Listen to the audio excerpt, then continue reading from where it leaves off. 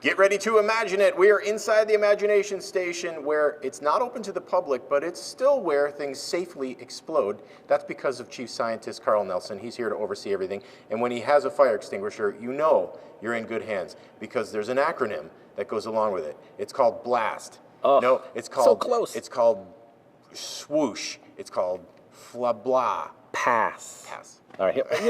Since you started that, I'm just going to let you. How do you fire off a fire extinguisher? I don't remember. Pass. Okay. You pull the pin. Right. You aim at the base of the fire. You squeeze and then sweep. PASS. PASS. Got it. Pass. All right. Okay. I just pass it to you. We're just going to put this off to the side since we're going to do something with flames. Okay. So we're going to talk about hydrogen gas and how flammable it can be in the presence of oxygen. So what I've done here is I filled up a balloon. That green balloon has hydrogen gas in it, pure hydrogen.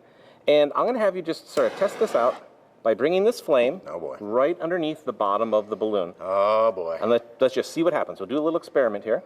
Oh, the balloon manatee. You can bring flame, fuel, and oxygen together. And get a really nice, what's called a deflagration. Deflagration. Deflagration. Go blow that out. It's not working. Of course not.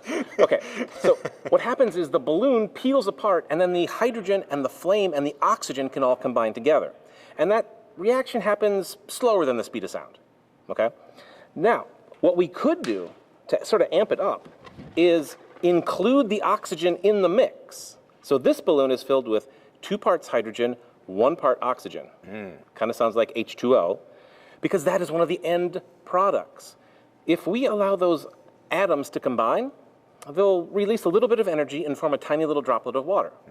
So you don't sound convinced. No, I'm leery of this one. Okay, well, so here's what we're going to do. We could just explode that balloon, but where's the fun in that, right? So what we're going to do is I'm going to add a little bit more soap to this tray of water.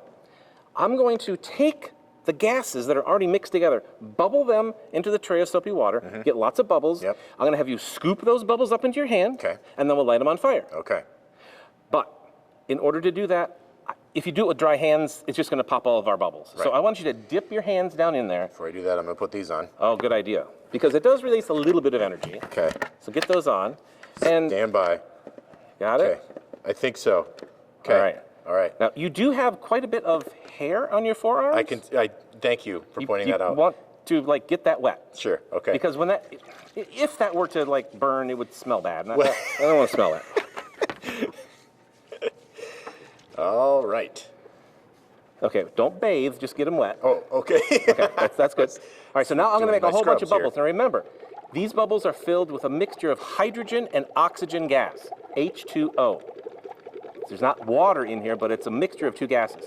And even though your hands are wet, when you try to pick up these bubbles, some of them are going to pop. So I want you to pick up as many bubbles as you possibly can. Great. Let me get the hose out of here first, okay? And suffice it to say, this is something you only do under the supervision of a mad scientist. That is absolutely correct. You're not going to do this at home. Not a good idea.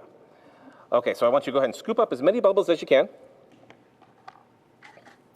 Perfect. Don't come next to me. Stay over there. Great. All right, now hold your hands flat. And in 3, 2, 1. Opa! Wow, that cleared out my sinuses. Did you feel that in your chest? Yes. I felt that everywhere. So the difference there, again, was because we had the oxygen mixed right next to the hydrogen. It could actually form what's called a detonation, creating a supersonic shock wave, and that's sort of what you felt in your body. Yeah. And Yeah, sort of that. Right. That's good. Okay, right? All Oh, your hands are okay, right? I feel great. They're nice and clean. Hair's still there. Thanks for everything, problem. Carl. Thanks. This was great. And that's how you imagine it.